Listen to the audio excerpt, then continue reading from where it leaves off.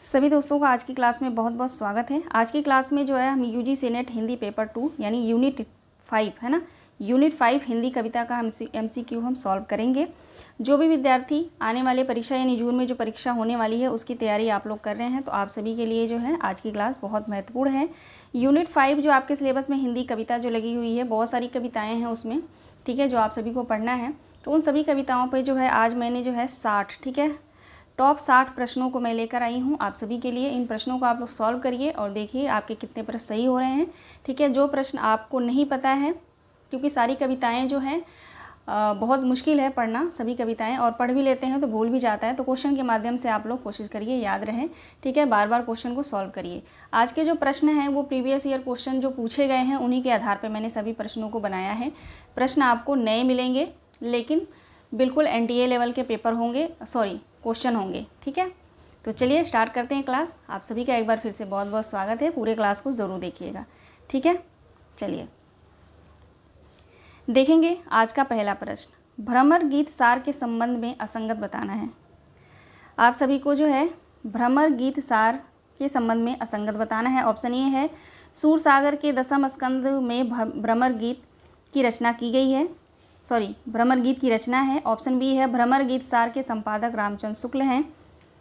Option C है इस पुस्तक में कुल 500 पद हैं। ऑप्शन डी है पुस्तक का वक्तव्य और आलोचना रामचंद्र शुक्ल ने तथा आमुख जो है विश्वनाथ प्रसाद मिश्र ने लिखा है। असंगत इसमें आप सभी को बताना है, तो आशा करती हूँ आप लोग जो है असंगत अभी तक चुन लिए होंगे। तो भ्रमर गीत सार में जो है कुल जो है 500 पद, ठीक है, 500 पद नहीं है, तो ऑप्शन हमारा सी जो है बिल्कुल राइट आंसर होगा। तो कितने पद हैं? 400 पद हैं, आप लोग ध्यान रखेंगे, ठीक है। बाकी जो है सारे ऑप्शन बिल्कुल सही हैं। एक एक लाइन जो है प्रश्न है, आप सभी को पता है कि इसी तरीके से जो है प्रश्न आ रहा है, ठीक है। तो आप लोग बने रहिएगा क्लास में। चलिए देखते हैं दूसरा प्रश्न। आज का दूसरा प्रश्न है बिहारी सतसई जिसके संपादक हैं जगन्नाथ दास रत्नाकर, ठीक है। ध्यान रखिएगा आप सभी। मैं संपादक इसलिए बता दे रही हूँ यहाँ पे क्वेश्चन में, क्योंकि जब एनटीए पूछेगा तो यहाँ पर संपादक नहीं देगा मेरे ख्याल से, ठीक है। तो इसलिए मैं दे रही हूँ कि आप लोग ध्यान याद रखें, ठीक है। तो बिहारी सतसई के संपादक कौन है? जगन्नाथ दास रत्नाकर के संदर्भ में असत्य कथन बताइए। ऑप्शन ए है सतसई यानी बिहारी सतसई गाथा सप्तशती तथा आर्य सप्तशती की ही परंपरा की रचना है। ऑप्शन बी है इसमें कुल 700 छंद हैं। ऑप्शन सी है बिहारी सतसई को शक्कर की रोटी कहा गया है। ऑप्शन डी है बिहारी सतसई को रामचरितमानस के बाद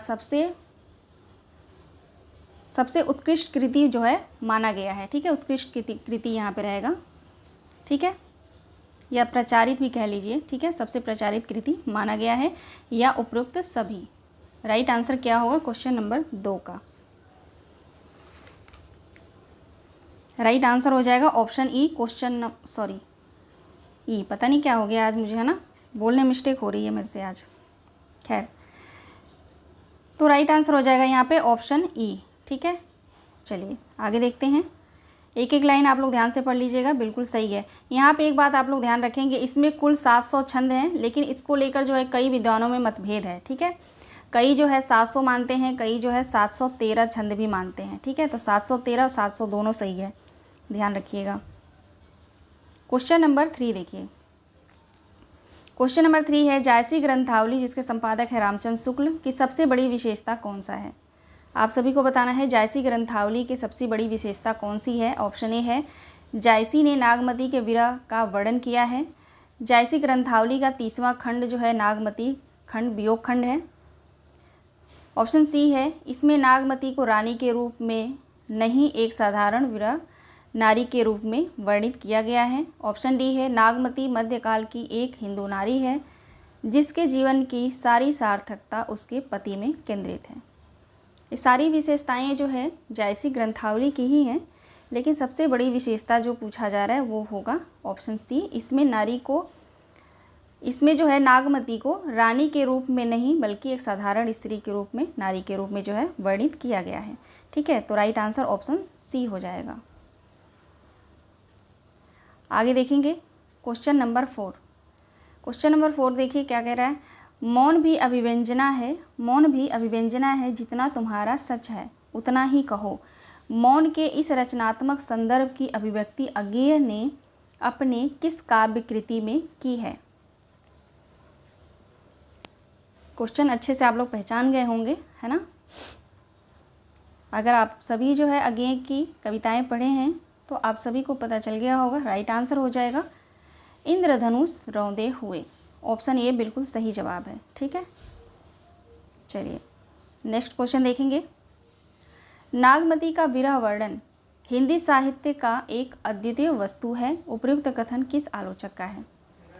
आप सभी को बताना है कि यह कथन जो है किस आलोचक का है। क्वेश्चन नंबर 5 का राइट आंसर हो जाएगा ऑप्शन ए, आचार्य रामचंद्र शुक्ल जी का कथन है यह। ठीक है, ध्यान रखेंगे। अगला प्रश्न देखिए। लेगा कृष्ण वरुण अपोली, कठिन विछोह जय जय ही किमि गोपी। उपयुक्त पंक्ति में आया शब्द अपोली का अर्थ क्या है? आप सभी को बताना है इस पंक्ति में जो अपोली जो शब्द है यहाँ पे, ठीक है, उसका अर्थ क्या होगा। राइट आंसर क्या होगा क्वेश्चन नंबर 6 का? तो अपोली का अर्थ हो जाएगा गायब। ठीक है, गायब होना। ठीक, चलिए आगे देखेंगे क्वेश्चन नंबर 7। क्वेश्चन नंबर 7 देखेंगे। अबहु निठुर आऊ यही बारा, परब देवारी होई संसारा। प्रस्तुत पंक्ति नागमती वियोग खंड से है। यह पंक्ति जो है नागमती वियोग खंड से है। ठीक है, ध्यान रखेंगे। पंक्ति में आया शब्द देवरी। ठीक है, देवरी में कौन सी भाषा है? देवरी में जो है किस भाषा का शब्द है? ठेठ, अवधी, बघेली, ब्रज या राजस्थानी? क्वेश्चन नंबर 7 का राइट आंसर हो जाएगा ठेठ अवधी। नाम से ही प्रतीत हो रहा है ठेठ अवधी, है ना, देवरी। क्वेश्चन नंबर 8 देखिए। भ्रमर गीत सार के संबंध में असंगत बताइए। अच्छा, ये तो क्वेश्चन वही रिपीट हो गया है ना। चलिए कोई बात नहीं, ऑप्शन सी जो है राइट आंसर होगा। 500 पद नहीं 400 पद होंगे इसमें। ठीक है, ये रिपीट हो गया, कोई मेरे ख्याल से अब कोई रिपीटेड नहीं मिलेगा, एक ही था वो। ठीक है, गलती से छूट गया वो। आगे देखेंगे। सूर गोपियों की विशेषता नहीं है। सूर की गोपियों की विशेषता नहीं है। सूर की गोपियाँ जो है कैसी थी? तर्कशील थी, सगुणोपासक थी, या कृष्ण के प्रति प्रेम भावना, या निर्गुणोपासक थी? सूर की गोपियाँ जो है कैसी थी? क्वेश्चन नंबर 9 का डी आंसर जो है बिल्कुल सही हो जाएगा, ऑप्शन डी।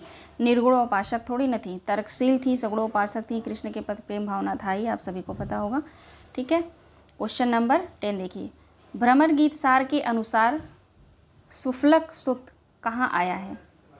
सुफलक सुत जो है कहा गया है?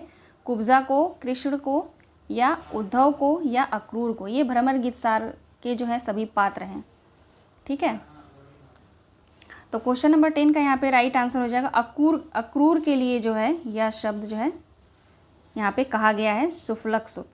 ठीक है, ध्यान रखिएगा। अभी ज़रूरी नहीं है कि डायरेक्ट ऐसे ही प्रश्न आएगा। ठीक है, आ भी सकता है, नहीं तो कथन में दे दिए जाएंगे कि भ्रमर गीत सार का पात्र अक्रूर के लिए जो है इनमें से कौन से शब्द का प्रयोग हुआ है। ठीक है, तो सुफलक सुत आप ध्यान रखेंगे। ठीक है, क्वेश्चन नंबर 11 देखिए। भ्रमर गीत सार के अनुसार भृंग कीट किसे कहा गया है? भृंग कीट जो है उद्धव को कहा गया है। सुफलक सुत अक्रूर को और भृंग कीट जो है उद्धव को कहा गया है। ठीक, आगे देखिए। Question number 12। नागार्जुन की कविता कालिदास में किस ग्रंथ का उल्लेख नहीं है? रघुवंशम, मेघदूत, कुमार संभवम, अभिज्ञान शाकुंतलम?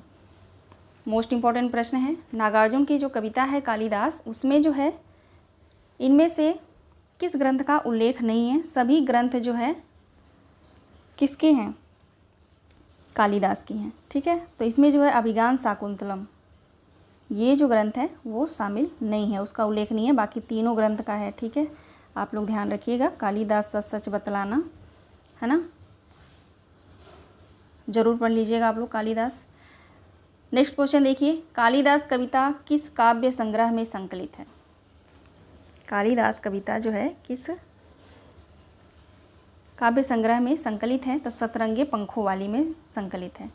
ठीक है, सतरंगे पंखों वाली। अब इसको याद कैसे रहेंगे, क्योंकि कन्फ्यूजन बहुत होता है। कालिदास, ठीक है, कालिदास कि जो है सतरंगे पंख हैं, ठीक है, ऐसे ट्रिक बिठा लीजिए, ठीक है। ट्रिक सही तो नहीं है, सतरंगे पंखे उनके तो नहीं हो सकती क्योंकि, है ना, लेकिन आप लोग ट्रिक बिठा लीजिए माइंड में कि कालिदास के जो है सतरंगे पंखे हैं, पंख हैं, तो याद रहेगा। देखिए नेक्स्ट क्वेश्चन देखेंगे, कुकुरमुत्ता कविता के संदर्भ में असंगत बताइए। कुकुरमुत्ता कविता के संदर्भ में असंगत बताइए, सॉरी संगत बताइए। असंगत और नहीं, ये दोनों ऐसे शब्द हैं जो बार बार पूछे जाते हैं, है ना, तो क्वेश्चन भी इस तरह का मैं ज़्यादातर बनाती हूँ, तो माइंड में वही रहता है। बताइए संगत पूछा है, पूछ रही हूँ असंगत। तो क्वेश्चन नंबर 14 का राइट आंसर हो जाएगा ऑप्शन ई, उपयुक्त सभी, ठीक है। कुकुरमुत्ता कविता के संदर्भ में जो है संगत बताना है, तो देखिए ऑप्शन ए है, कुकुरमुत्ता सर्वहारा वर्ग का प्रतीक है, बिल्कुल राइट आंसर है। कुकुरमुत्ता मूलतः निराला की एक लंबी कविता है, यह कविता 2 खंडों में है, बिल्कुल। प्रथम खंड में कुकुरमुत्ता गुलाब पर व्यंग करता है, और द्वितीय खंड में क्या होता है, कमेंट करके बताइए, आप लोग पढ़े होंगे ज़रूर, ठीक है, बताइएगा आप लोग ज़रूर, क्लास देखने के बाद कमेंट करके मुझे आप लोग ज़रूर बताएंगे कि कुकुरमुत्ता का जो दूसरा खंड है, पहले खंड में तो कुकुरमुत्ता गुलाब पर व्यंग करता है, और दूसरे खंड में क्या है, ठीक है, ये आप लोग बताइएगा। तो इस क्वेश्चन का राइट आंसर ऑप्शन ई हो जाएगा, उपयुक्त सभी। चलें देखेंगे नेक्स्ट क्वेश्चन देखेंगे, कुकुरमुत्ता कविता संग्रह में कितनी कविताएं संकलित हैं। कुकुरमुत्ता कविता संग्रह है, ध्यान रखेंगे आप लोग, इसमें जो है 7 कविताएं जो हैं संकलित हैं, 7 कविताएं, ठीक है। आगे बढ़ेंगे, अगला प्रश्न देखेंगे, कामायनी के संदर्भ में असंगत बताइए। कामायनी के संदर्भ में जो है असंगत बताइए। मनु जो है मन का प्रतीक है, ईड़ा बुद्धि की प्रतीक है, श्रद्धा हृदय की, प्रमुख छंद तोटक छंद है। राइट आंसर क्या हो जाएगा क्वेश्चन नंबर 16 का, तो क्वेश्चन नंबर 16 का राइट आंसर हो जाएगा, चलिए आप लोग थोड़ा सोचिए, बताती हूँ फिर। ये तीनों तो बिल्कुल सही है ना, प्रमुख छंद और तोटक नहीं है, ताटंग छंद है, ठीक है, ताटंग छंद, ध्यान रखेंगे, तोटक और ताटंग में बहुत कन्फ्यूजन होता है, ठीक है, तो ताटंग छंद है, ऑप्शन डी राइट आंसर होगा। क्वेश्चन नंबर 17 देखेंगे, कामायनी का 7वां और 9वां सर्ग है, इसमें आपको बताना है कामायनी का 7वां और 9वां सर्ग इनमें से कौन सा है। इस तरह के प्रश्न जो है आते हैं, ठीक है, तो आप लोग ध्यान रखिएगा, कुछ भी पूछ सकता है, 7वां 9वां 5वां 9वां या 8वां 10वां, कुछ भी पूछ सकता है ना। तो कामायनी का सारा सर्ग आपको याद होना चाहिए, एक बार आप लोग रिवाइज कर लीजिए, मैं बोल रही हूँ, चिंता आशा श्रद्धा काम वासना लज्जा, ठीक, चिंता आशा श्रद्धा काम वासना लज्जा, ईर्ष्या ईड़ा स्वप्न संघर्ष निर्वेद, उसके बाद दर्शन रहस्य और आनंद, है ना, लास्ट में आनंद है। तो यहाँ पे राइट आंसर हो जाएगा, राइट आंसर क्या होगा क्वेश्चन नंबर 17 का ए हो जाएगा, ए हो जाएगा, ठीक है। एक बार लिख के दिखा दूँ क्या, चलिए देखिए, चिंता आशा श्रद्धा काम और वासना, काम वासना लज्जा कर्म और ईर्ष्या, उसके बाद ईड़ा, उसके बाद स्वप्न, उसके बाद संघर्ष, है ना, संघर्ष, फिर निर्वेद हो जाएगा, फिर दर्शन हो जाएगा, फिर दर्शन, उसके बाद रहस्य, उसके बाद आनंद, बिल्कुल 1 2 3 4 5 6 7 8 9 10 11 12 13 14 15 है ना, आप लोग खुद गिन लीजिए। तो देख लीजिए, कर्म और ईड़ा जो है बिल्कुल राइट आंसर हो जाएगा। पूछा है मैंने 7वां, तो कर्म यहाँ पे 7वां है, और 9वां जो हो जाएगा ईड़ा हो जाएगी, ठीक है। ईड़ा को बहुत बार पूछा गया है, ठीक है, ध्यान रखिएगा, 9वां सर्ग, ठीक है। यहाँ पे थोड़ा सा टाइम लिया, लेकिन जानना ज़रूरी था आप लोगों के लिए। ऑप्शन ए बिल्कुल राइट आंसर है। क्वेश्चन नंबर 18 देखिए, वरदान सदृश हो डाल रही नीली किरणों से बुना हुआ यह अंचल कितना हल्का सा कितना सौरभ से सना हुआ। उपयुक्त पंक्ति कामायनी के किस सर्ग से है? वरदान सदृश हो डाल रही नीली किरणों से बुना हुआ यह अंचल कितना हल्का सा कितना सौरभ सा सना हुआ। उपयुक्त पंक्ति कामायनी के किस सर्ग से है? आप लोग बताइए। क्वेश्चन नंबर 18 का राइट आंसर क्या होगा? क्वेश्चन नंबर 18 का राइट आंसर हो जाएगा ऑप्शन डी, लज्जा का है। ठीक है, लज्जा का कथन है यह।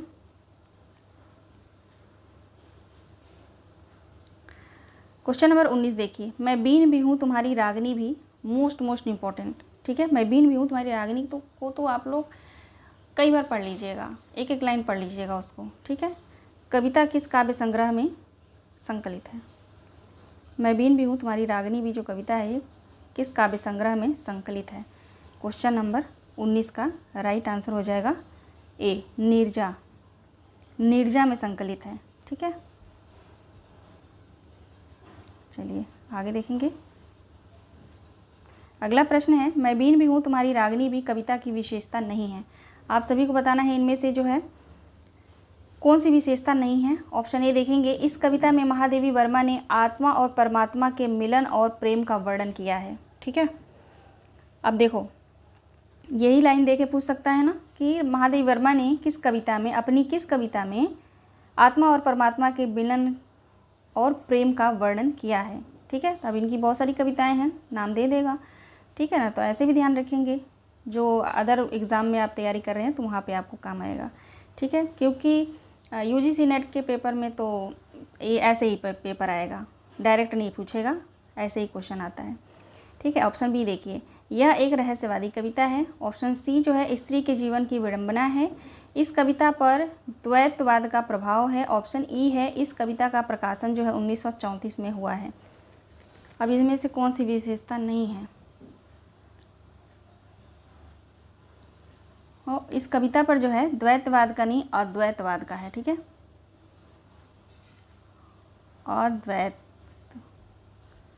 अद्वैतवाद का प्रभाव है। ठीक है, ना कि द्वैतवाद का।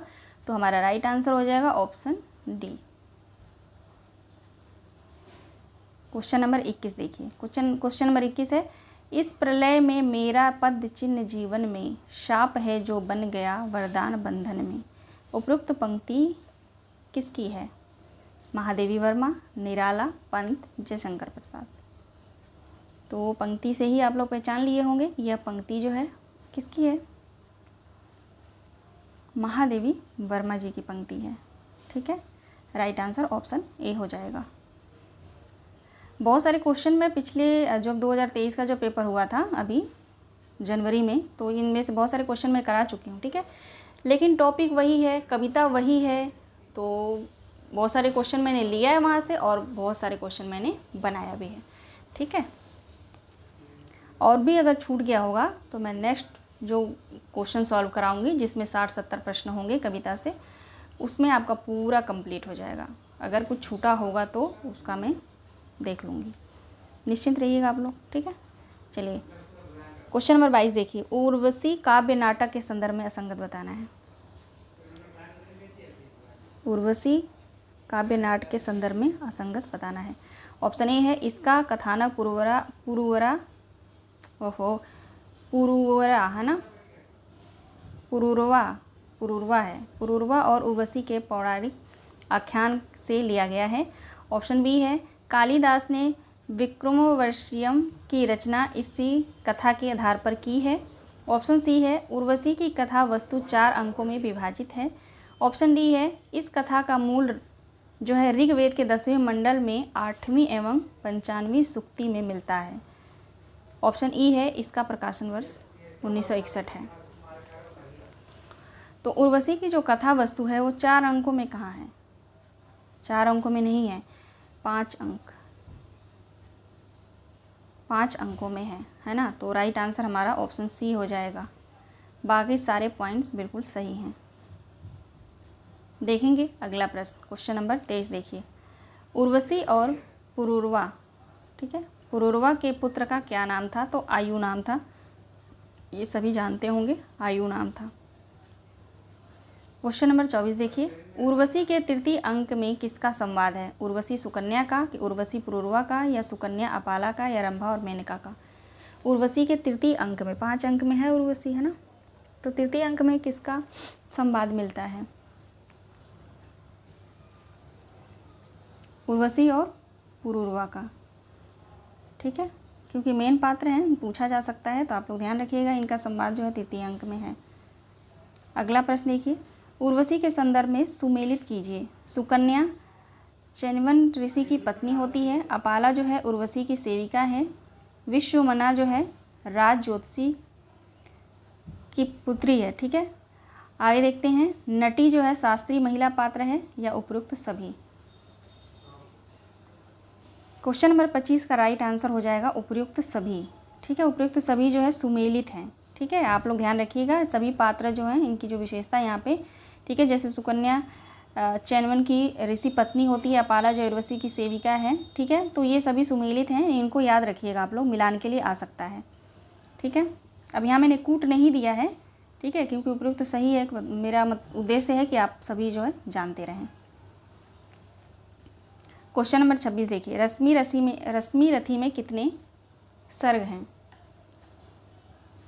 आज जो है ना स्कूल में पढ़ाते वक्त मैं बहुत इतना मतलब ज़्यादा आज मुझे बोलना पड़ा है, कुछ बच्चे इतने परेशान करते हैं, इतना ज़्यादा बोलना पड़ा है कि मतलब अब बोल रही हूँ तो मेरी ज़बान जो ऐसे मतलब वो हो जा रही है ना।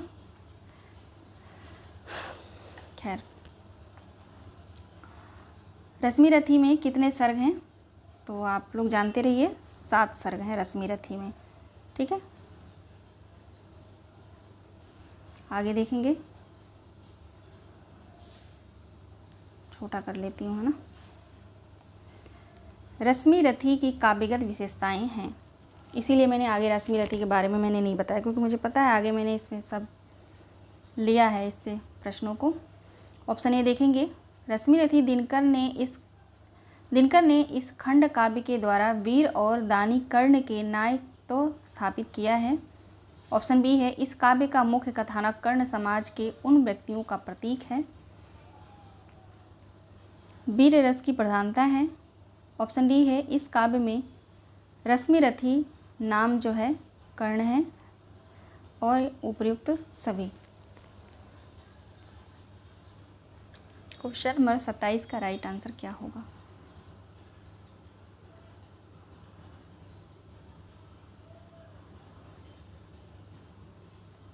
राइट आंसर हो जाएगा यहाँ पे ऑप्शन ई, उपयुक्त सभी, ठीक है। आगे देखेंगे, रश्मि रथी के किस सर्ग में परशुराम कर्ण को श्राप देते हैं?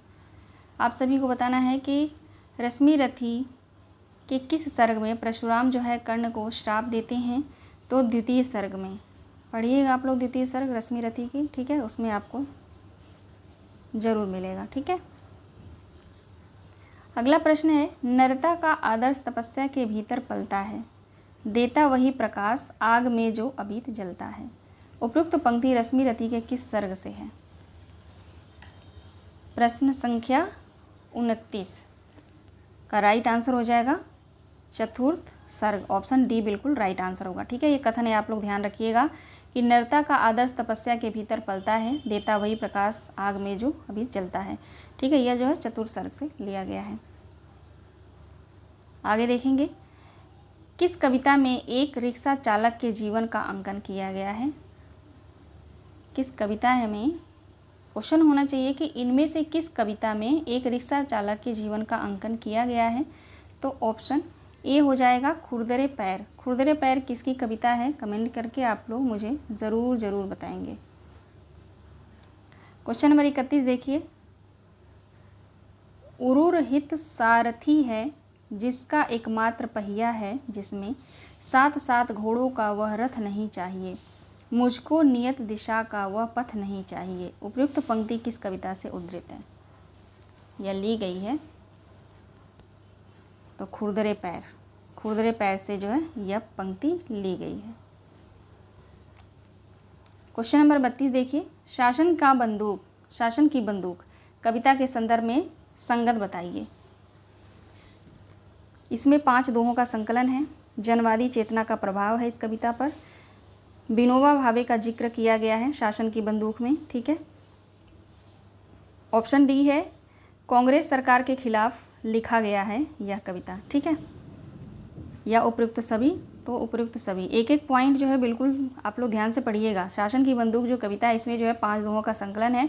इस कविता में जनवादी चेतना का प्रभाव भी है, विनोबा भावे का जिक्र भी है और कांग्रेस सरकार के खिलाफ लिखा गया ये कविता है, ठीक है, शासन की बंदूक। आगे देखेंगे, ब्रह्म राक्षस की पागल प्रतीक पूर्ण बड़बड़ाहट को कवि के साथ बावड़ी के मुंडेर पर कौन कौन से फूल पेड़ सुन रहे हैं? टगर पुष्प, करौंदी पुष्प, गूलर पेड़ या उपरोक्त सभी। क्वेश्चन नंबर 33 का राइट आंसर हो जाएगा डी, उपरोक्त सभी, ठीक है। ये सभी जो है फूल और पेड़ सुन रहे हैं।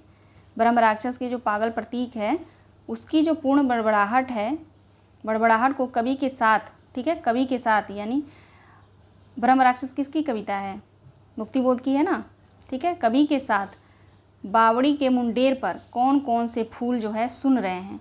तो टगर का पुष्प भी है, करौंदे का पुष्प भी और गूलर का पेड़ है, ठीक है। आगे देखिए, अगला प्रश्न है, जिसकी जातक कथाओं की ब्रह्म राक्षस नवीन व्याख्या करता है वो कौन सा है? बेबीलोनी, वेदों की ऋचाओं और सूत्र या छंद। तो राइट आंसर हो जाएगा ऑप्शन ए, बेबीलोनी, ठीक है। ए होना चाहिए, यहाँ पे 1 2 हो गया है, ठीक है। क्वेश्चन नंबर 35 देखिए, जिसकी ऋचाओं की ब्रह्म राक्षस नवीन व्याख्या करते हैं वो कौन है? वेदों की, छंदों की, मंत्रों की या प्रेमियों की होगा, ठीक है, प्रेमियों की। जिसकी ऋचाओं की ब्रह्म राक्षस नवीन व्याख्या करते हैं वो कौन सा है? वेदों की, छंदों की, मंत्रों की या प्रेमियों की। राइट आंसर हो जाएगा ऑप्शन ए, वेदों की, ठीक है। क्वेश्चन नंबर 36 देखिए, ब्रह्म राक्षस आधुनिक काल में वर्णित किसकी नवीन व्याख्या नहीं करते हैं? सूत्रों की, छंदों और मंत्रों की, प्रेमियों की या आयात की। तो राइट आंसर हो जाएगा आयात की नहीं करते हैं, ठीक है। क्वेश्चन नंबर 37 पे चलेंगे। क्वेश्चन नंबर 37 है, बावड़ी के मुंडेर पर कुहनी टेक कर बैठे हुए से कौन सा वृक्ष लग रहा है? ठीक है, बावड़ी के मुंडेर पर, ठीक है, ब्रह्म राक्षस कविता के बारे में है ये, ठीक है। बावड़ी के मुंडेर पर कुहनी टेक कर बैठे हुए से कौन सा वृक्ष लग रहा है? टगर, गूलर, कनेर या औदुंबर। यानी इनमें से कौन सा पेड़ जो है बावड़ी के मुंडेर पर ऐसा बैठा हुआ है जैसे लग रहा है कुहनी टेक कर जो है बैठा हुआ है। बहुत अच्छा कविता है, पढ़ेंगे तो बहुत अच्छा लगेगा। ए, टगर, ठीक है, टगर का जो पेड़ है वो। ध्यान रखिएगा, ऐसे क्वेश्चन आते हैं, ठीक है, बहुत आसान नहीं है ये, पूछ लेगा तो आप लोग कंफ्यूज हो जाएंगे, इसलिए ध्यान रखेंगे। क्वेश्चन नंबर 38 देखिए, ब्रह्म राक्षस बावड़ी में स्नान करते हुए होठों से क्या उच्चारण कर रहा है? मोस्ट इम्पॉर्टेंट, ब्रह्म राक्षस बावड़ी में स्नान करते हुए होठों से क्या उच्चारण कर रहा है? तो यहाँ पे राइट आंसर हो जाएगा उपर्युक्त दोनों, यानी स्रोत कोई मंत्रोच्चारण या शुद्ध संस्कृति गलियों का ज्वार, ये दोनों हो जाएगा, ठीक है, दोनों। आगे देखेंगे, बावड़ी के पास कैसी गंध निकल रही है? बावड़ी के पास कैसी गंध निकल रही है? तो हरी कच्ची गंध।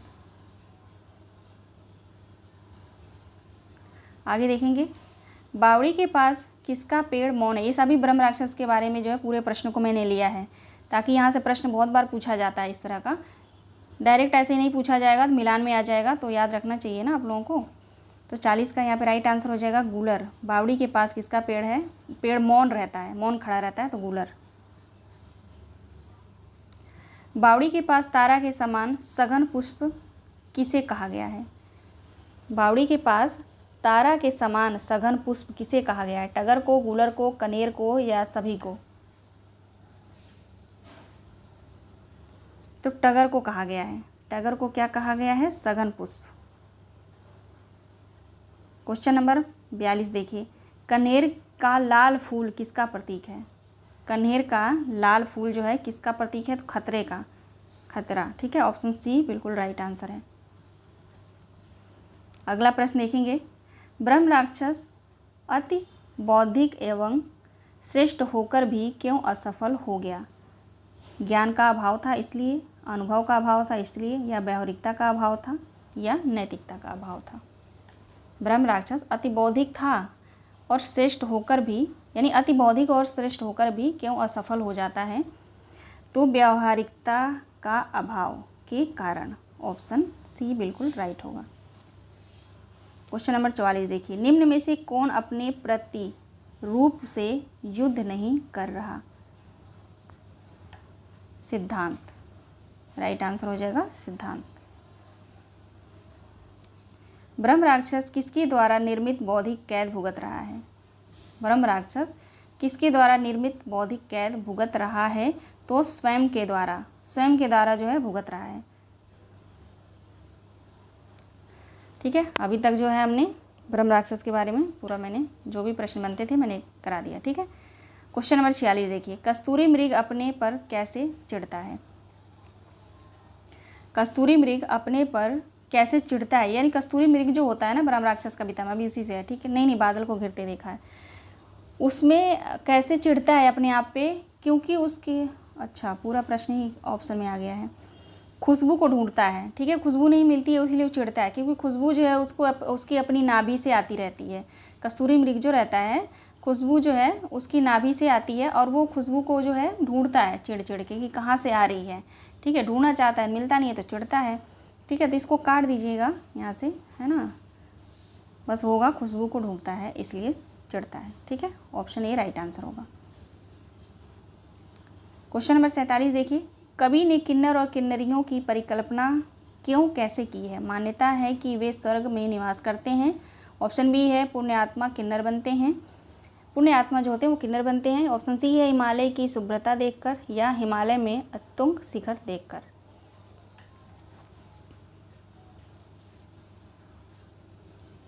तो राइट आंसर हो जाएगा यहाँ पे सी, हिमालय की शुभ्रता देखकर। किन्नर और किन्नरियों का जिक्र जो है किस कविता में है? बादल को घिरते देखा है। ठीक है, ध्यान रखिएगा, बादल को घिरते देखा है उसमें है। आगे देखेंगे, बादल को घिरते देखा है कविता के सौंदर्य को कवि ने किस ऋतु का उद्गम बताया है? बादल को घिरते देखा है कविता के सौंदर्य में कवि ने किस ऋतु को उद्गम बताया है?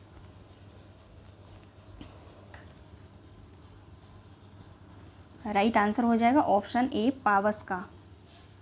ठीक है, पावस ऋतु को बताया है। क्वेश्चन नंबर 49 देखिए, बादल को घिरते देखा है कविता के रचनाकार कौन हैं? तो नागार्जुन है। ठीक है, नागार्जुन बादल को घिरते देखा है। अगला प्रश्न है, तुंग हिमालय के कंधों पर छोटी बड़ी कई झीलें हैं, पंक्तियों में निहित अलंकार है। तुंग हिमालय के कंधों पर छोटी बड़ी झीलें हैं, इस पंक्ति में जो अलंकार है वह है मानवीय करण अलंकार। राइट आंसर ऑप्शन सी हो जाएगा। आगे देखेंगे, चकवा चकवी का क्रंदन बंद क्यों हुआ? ऑप्शन ए है उनका मिलन हो गया, या रात्रि समाप्त हो गई, या उनका विरह दूर हो गया, उपरोक्त सभी। चकवा चकवी का क्रंदन बंद क्यों हो गया? क्वेश्चन नंबर 51 का राइट आंसर हो जाएगा ऑप्शन डी। ठीक है, डी बिल्कुल सही है, यानी उनका मिलन भी हो गया, रात्रि समाप्ति भी हो गई, उनका विरह दूर हो गया। आगे देखिए, अब ये थोड़े सुमेलित वाले प्रश्न हैं, कूट में प्रश्न हैं। ठीक है, निम्नलिखित पंक्तियों को उनके कवियों के साथ सुमेलित कीजिए। निम्नलिखित पंक्तियों को उनके कवियों के साथ सुमेलित कीजिए।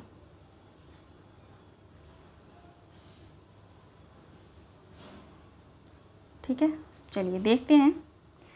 कितना अकेला हूँ मैं इस समाज में, यह पंक्ति किसकी है? तो रघुवीर सहाय की है। ठीक है, कितना अकेला हूँ इस समाज में, यह पंक्ति जो है रघुवीर सहाय की है। पिस गया वो भीतरी और बाहरी दो कठिन पाटों के बीच। यह जो पंक्ति है वो है मुक्ति बोध की।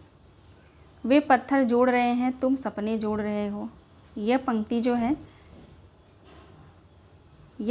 है नागार्जुन की है, ठीक है, नागार्जुन की। मैं ही बसंत का अग्रदूत हूँ, यह पंक्ति जो है निराला की है, ठीक है ना। तो राइट आंसर हमारा हो जाएगा 4 1 3 5।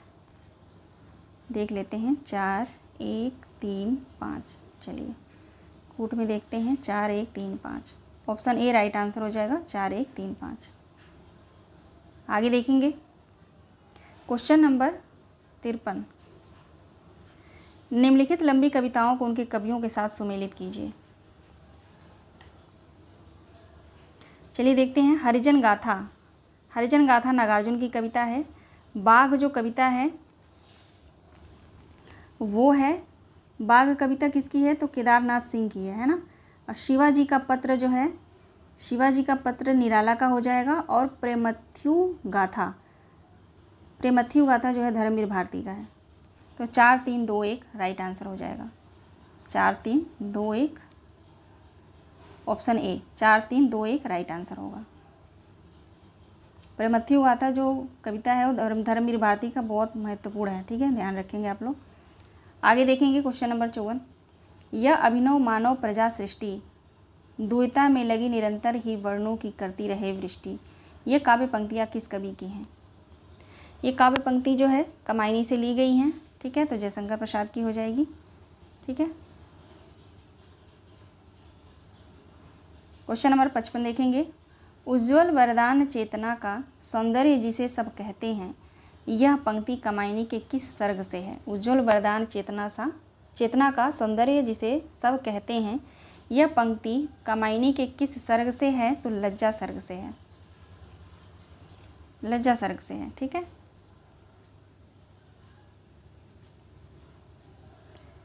यह क्वेश्चन मुझे छोटा करना पड़ेगा, ठीक है। चलिए देखते हैं निम्नलिखित पंक्तियों को उनकी कृतियों के साथ सुमेलित कीजिए।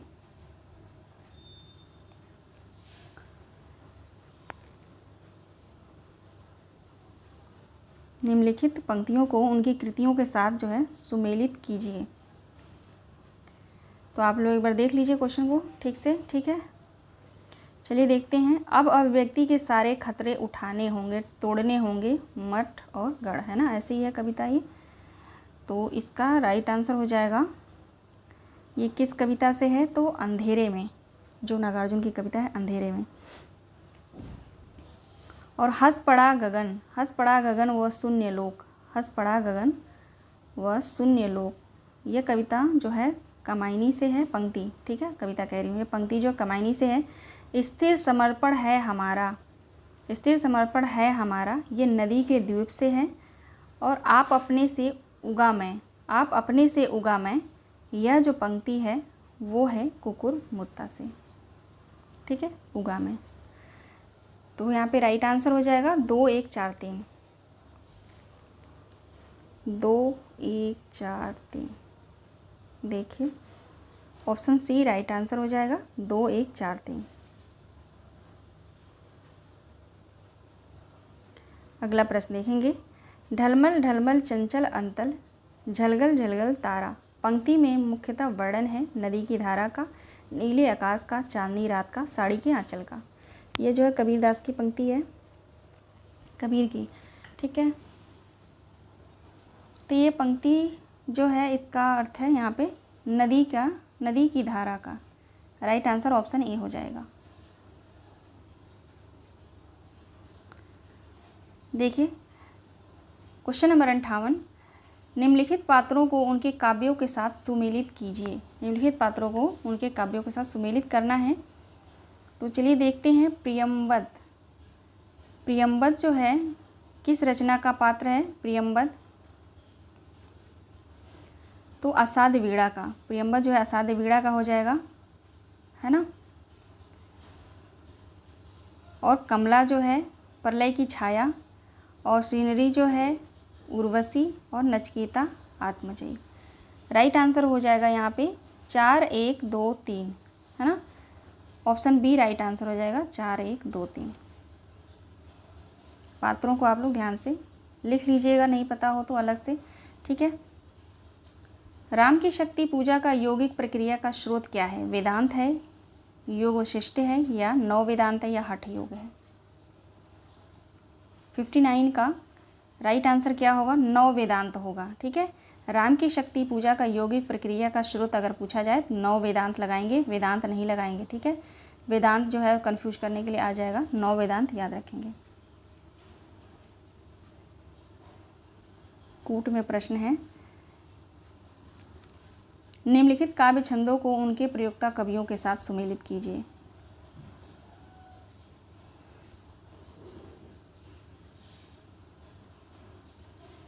ठीक है, चलिए देखते हैं। सानड जो है त्रिलोचन, सानड लिखने के लिए त्रिलोचन जाने जाते हैं। हाइकू जो है अगे हो जाएगा। सवैया लिखने के लिए जो है गया प्रसाद शुक्ल स्नेही जाने जाते हैं, और कवित्त लिखने के लिए जो है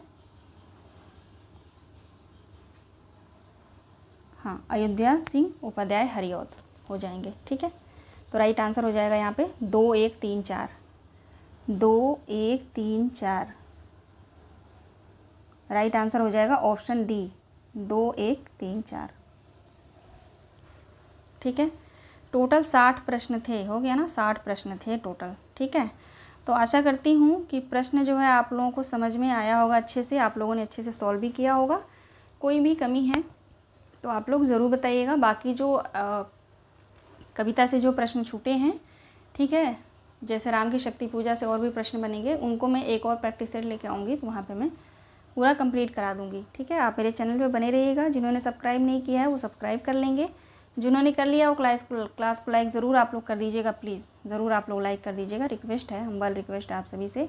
एक कमेंट करिएगा कि मैम क्लास कैसी रही, ठीक है। थोड़ा मोटिवेशन मिलता है, अच्छा लगता है, ठीक है। चलिए मिलते हैं नेक्स्ट वीडियो में। आप सभी दोस्तों का बहुत बहुत धन्यवाद। अपना ध्यान रखिए।